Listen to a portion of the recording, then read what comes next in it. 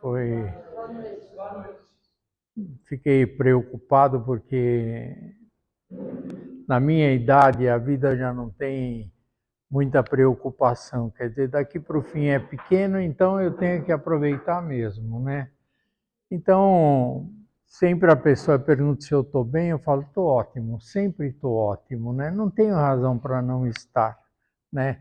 Está aqui a minha cuidadora que não me deixa mentir.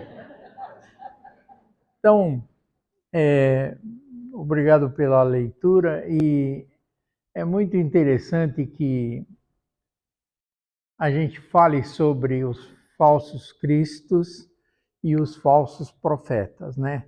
Principalmente porque nós acabamos de assistir uma campanha eleitoral em que a gente viu na matéria a teoria.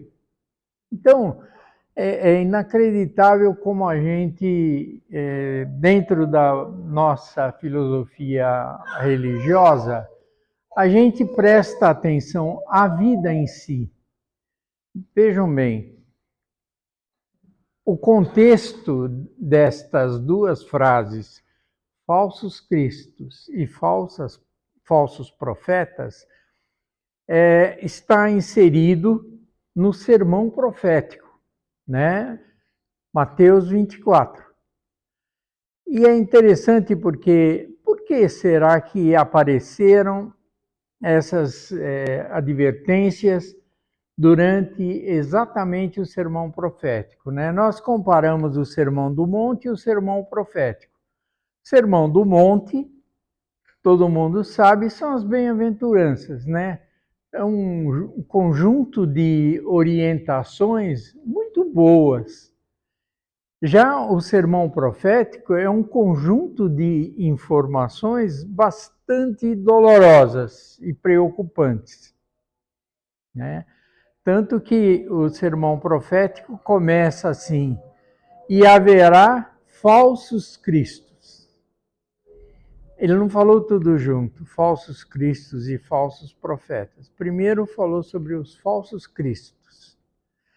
O sermão profético, ele traz praticamente uma informação sobre Apocalipse.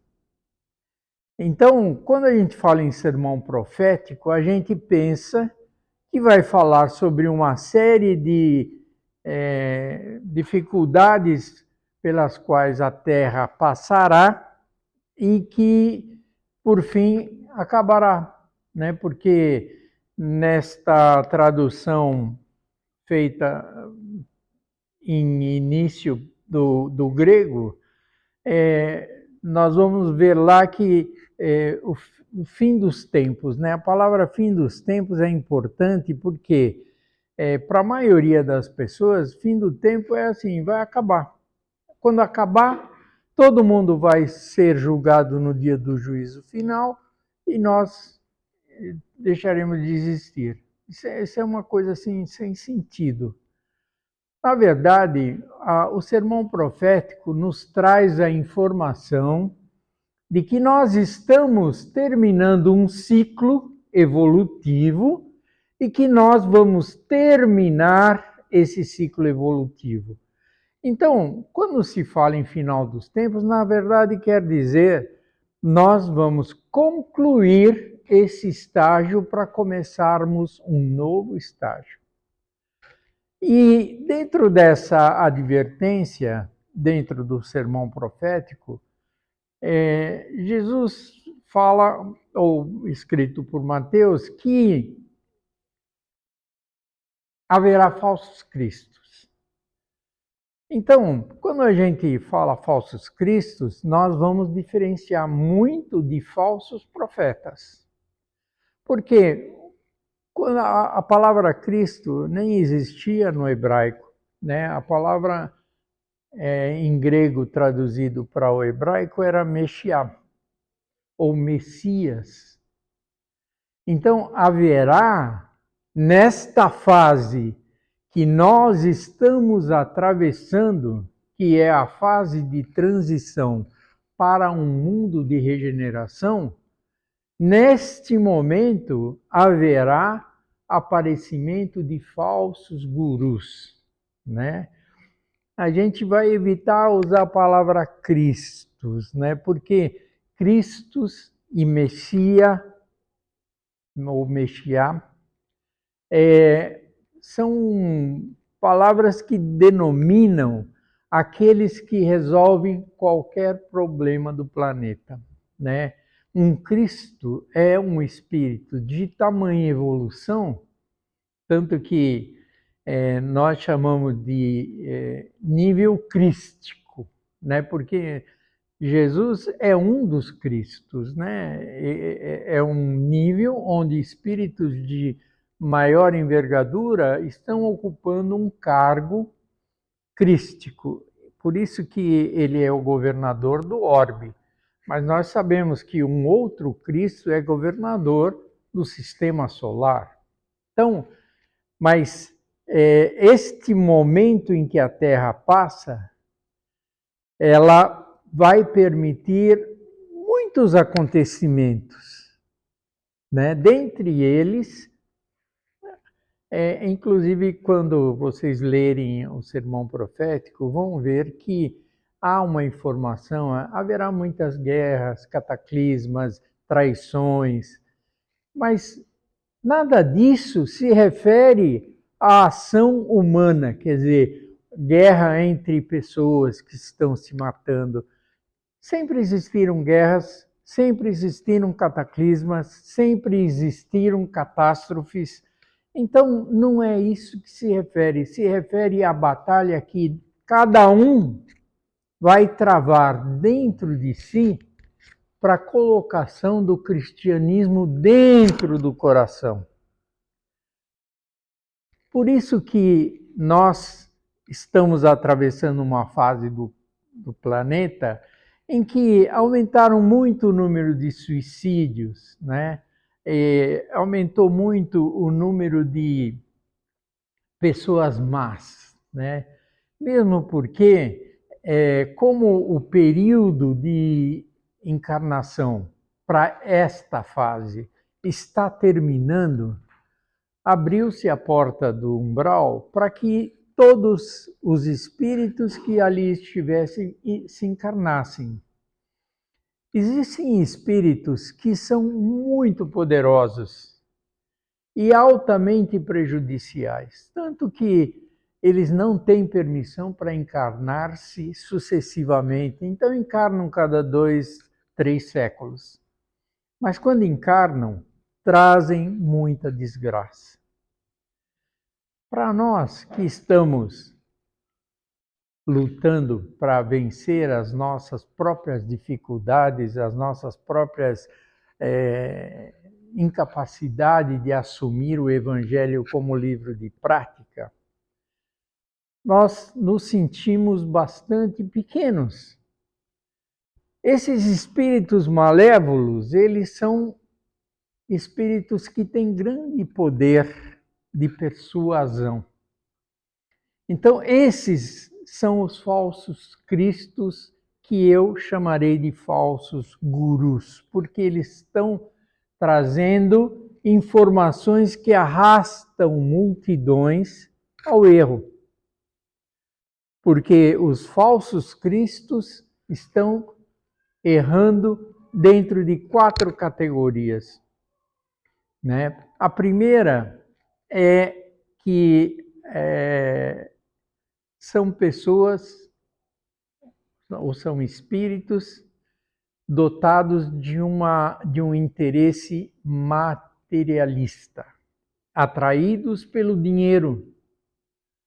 Então, hoje a gente vê como este mundo está materializado.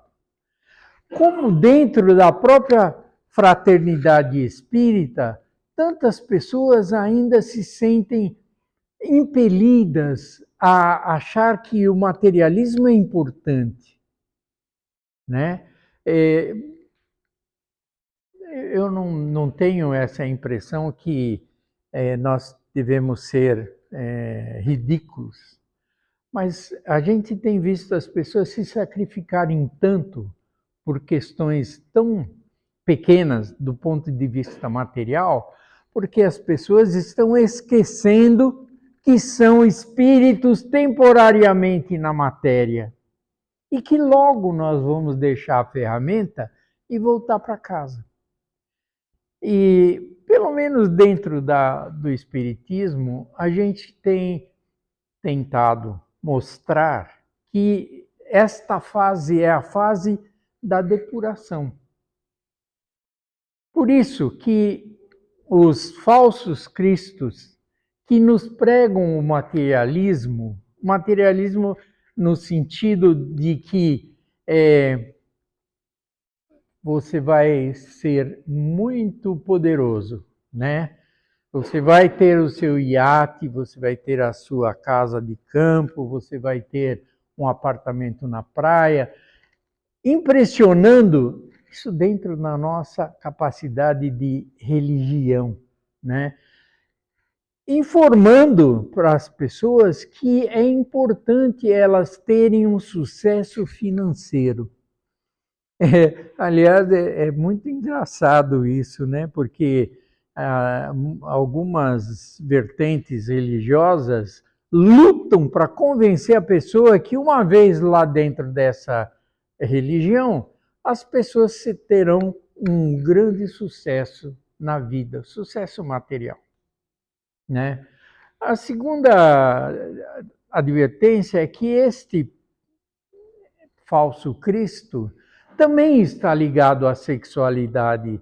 E a gente vê hoje como a sexualidade foi pervertida e como o número de pessoas que acabam morrendo em decorrência da sexualidade inadequada, segundo Emmanuel, morre mais gente ligado ao distúrbio sexual do que em guerras. Vejam que não é brincadeira, né? E a gente tem visto isso, né? O número de estupros e o número de pessoas totalmente desequilibradas, né, com relação à sexualidade.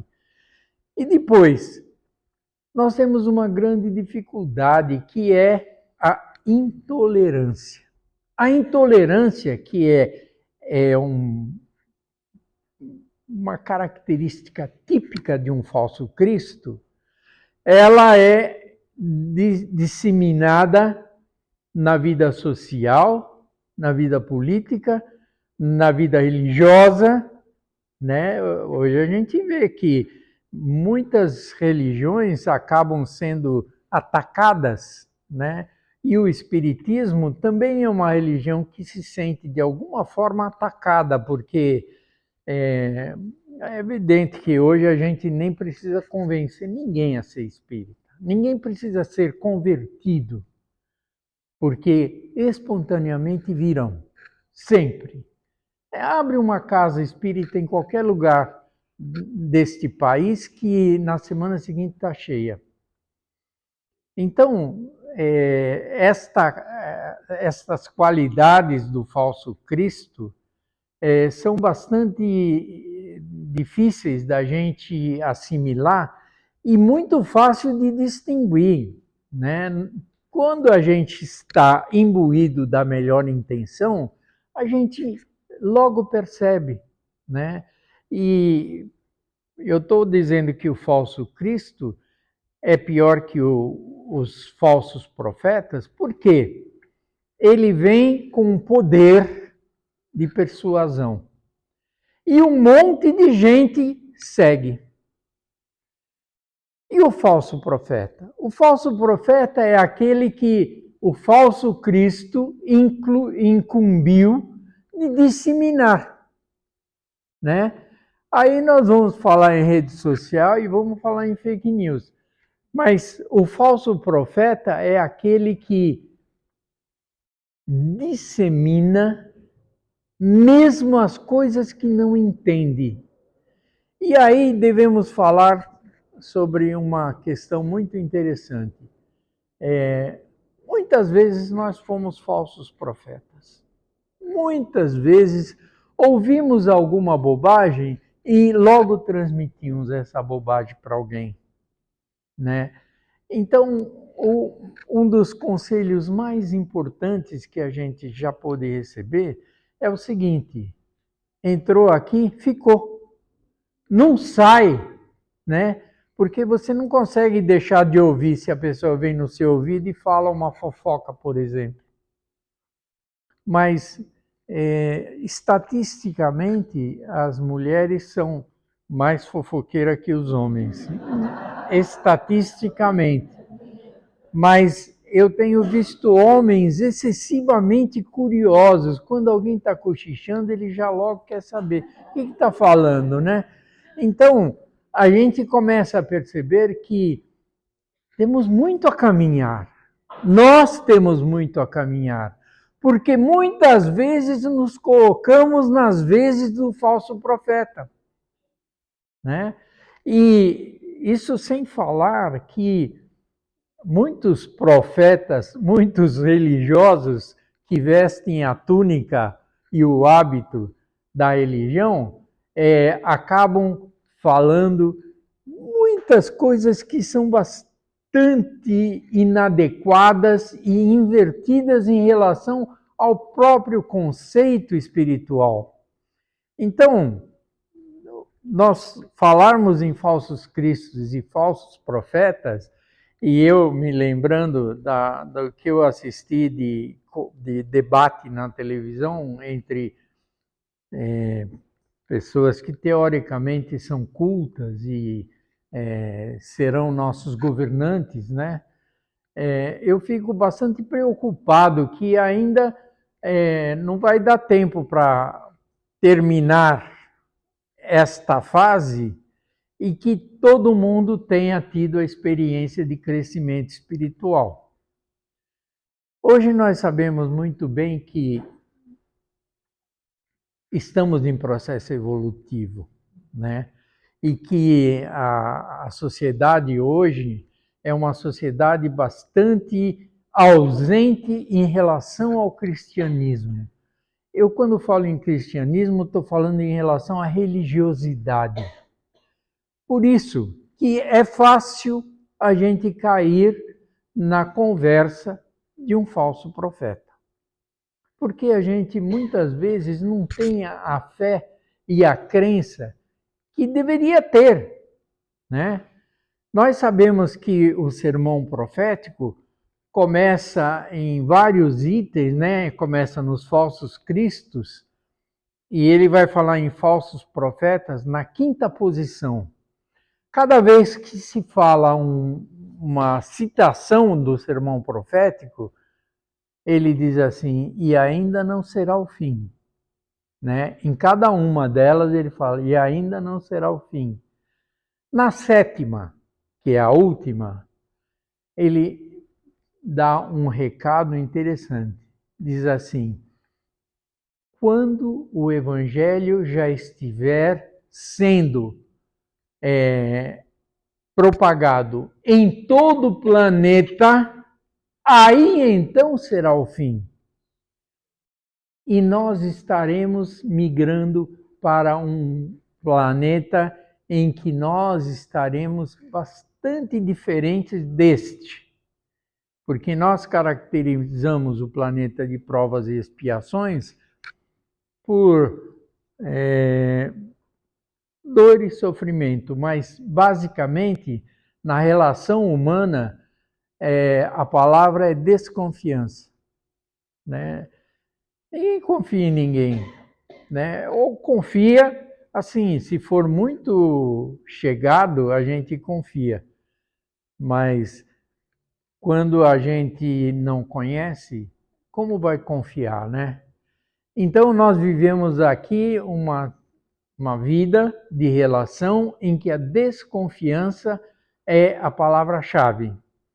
Nós iremos para um mundo em que o bem preponderará sobre o mal e a confiança será a forma estabelecida de relação entre as pessoas.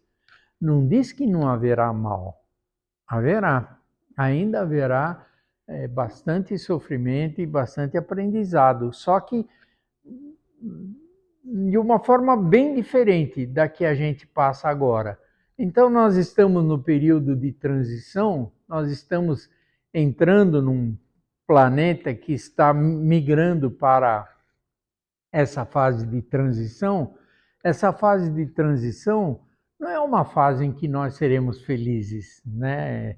Às vezes as pessoas têm a impressão que nós vamos sair de um planeta de provas e expiações, estaremos nesta fase de transição e que a gente já vai estar bonito.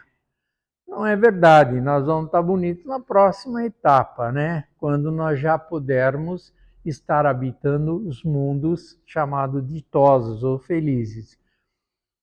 E ainda teremos corpo físico, mas já numa situação muito aperfeiçoada, né? Por enquanto, a gente está vivendo... Quanto tempo eu tenho? Mais 5 minutos?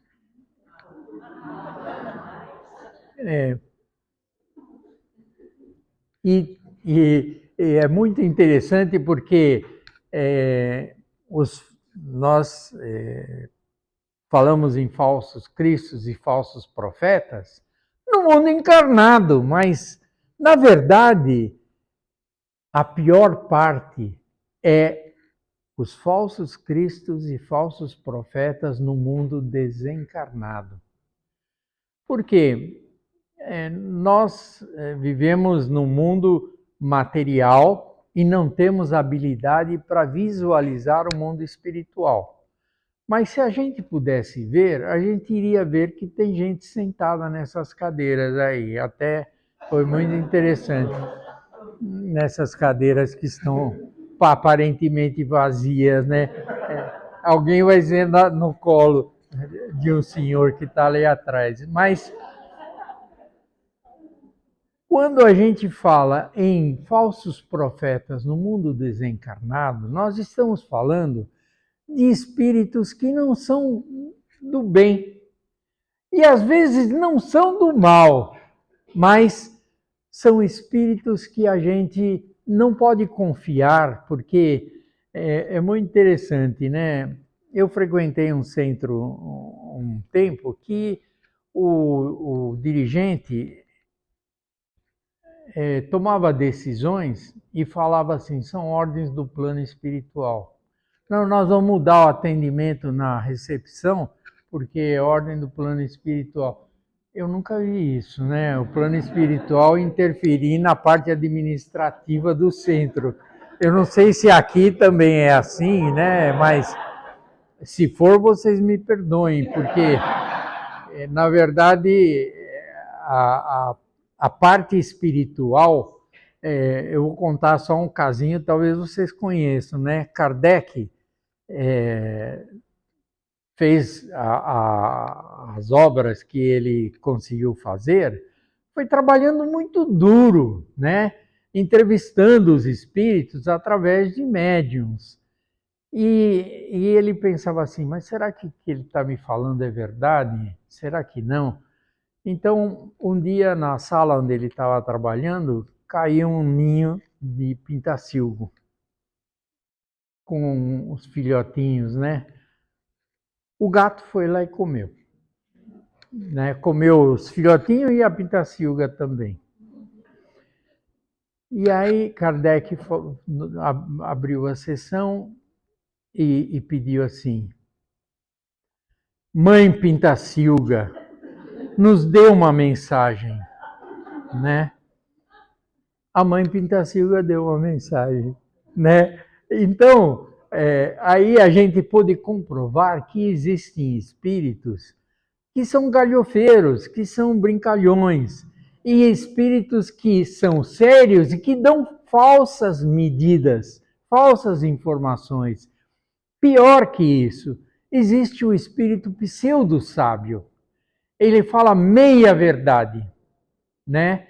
Então, a gente não pode acreditar em tudo que a gente ouve, principalmente na sala de passes, quando a gente está doutrinando, a gente ouve um monte de coisas, né?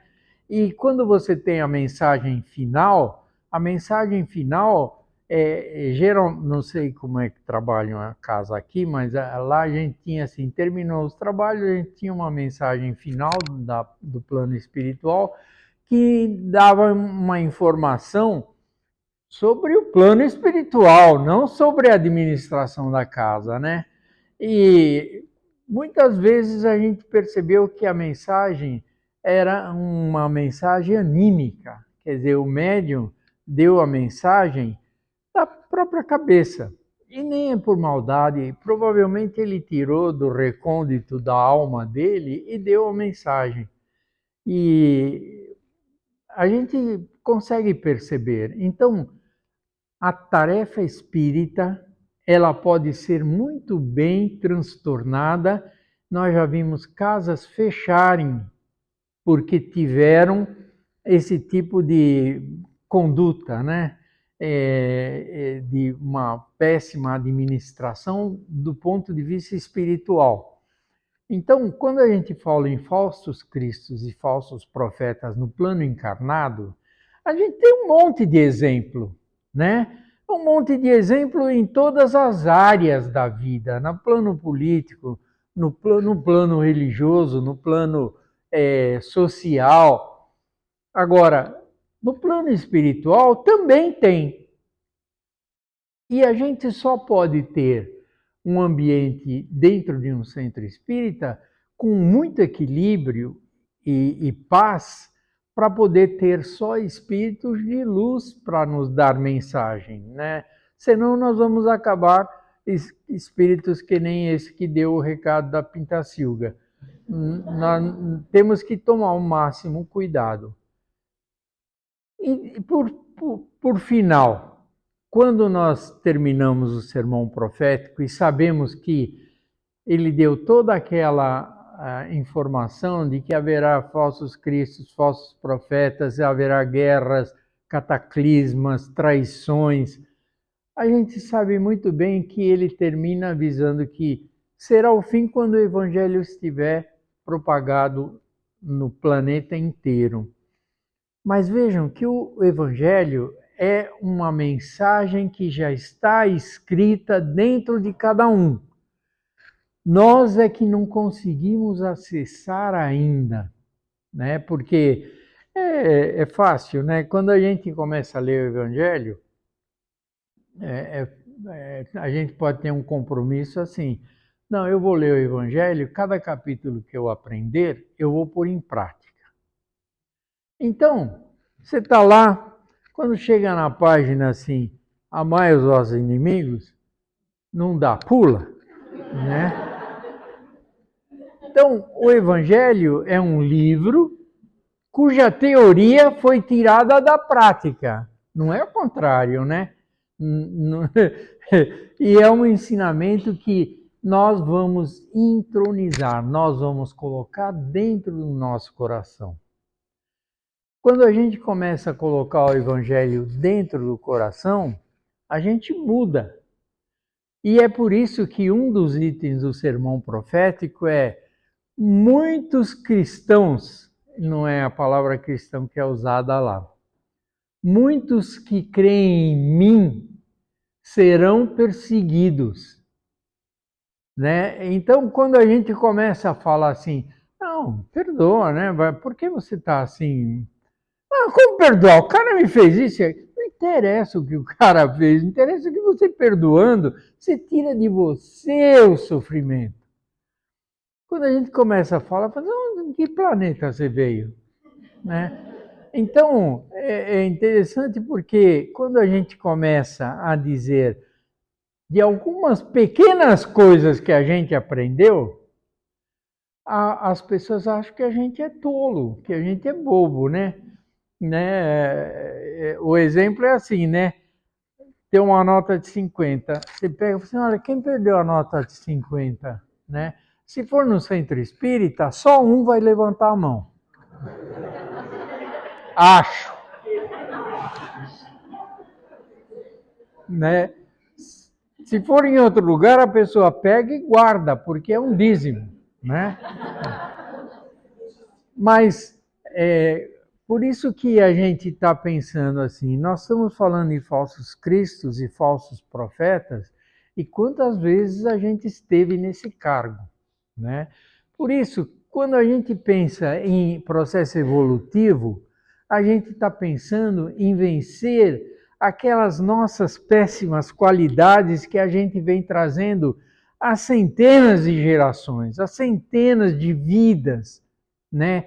Quantas vezes a gente vem numa vida com a ideia de combater determinada dificuldade e volta com a mesma dificuldade, porque realmente a vida material nos encanta, né? Ter bolsa, sapato, carro novo, um monte de coisa, né? Importante não é ser feliz, é ter um cartão da Mastercard, né? Então, quando a gente está estudando esse item, a gente está estudando assim, eu preciso melhorar para não estar nesse grupo. O que vai acontecer com esse grupo? O que vai acontecer é exatamente o que está escrito na parábola do joio e do trigo, né? Você plantou o trigo, veio alguém e plantou o joio junto. E aí a pergunta é assim, tira tudo? Não, espera crescer, depois a gente separa. Nós estamos em processo evolutivo e vai chegar um momento que nós vamos separar o joio do trigo. E nós vamos ver quem é joio e quem é trigo. E aí, não tem jeito, né? A parábola do pescador é a mesma coisa. O pescador saiu a pescar, trouxe a rede cheia de peixes na praia e começou a separar os bons dos maus. Isso vai acontecer conosco quando chegar o momento da transição, né? O momento em que, afinal, terminou. Agora vamos começar um mundo novo. Quem é que está apto a ficar? Esse povo fica para cá. E quem não? Esse povo vai ser levado lá para morar no Jardim Zaire, em Mauá.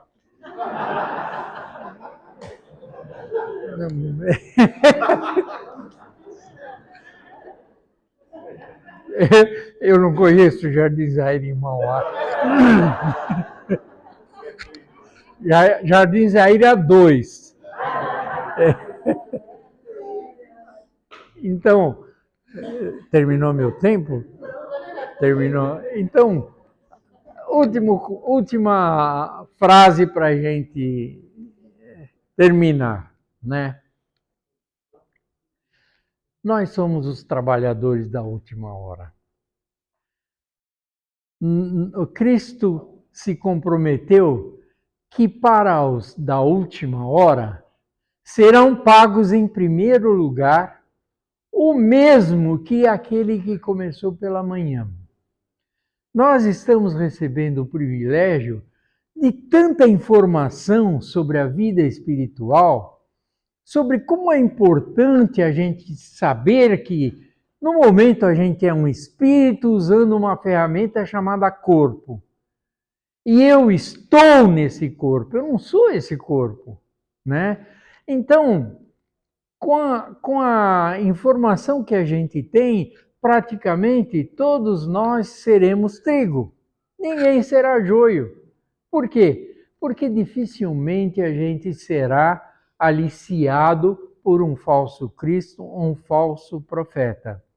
Eu espero que tenha transmitido uma mensagem passível de entendimento, mais fácil do que ler o sermão profético, e é muito interessante porque hoje sabemos por que temos que ser melhores, né? Exatamente para continuar sendo trigos e não joio. Muito obrigado. Que Deus abençoe a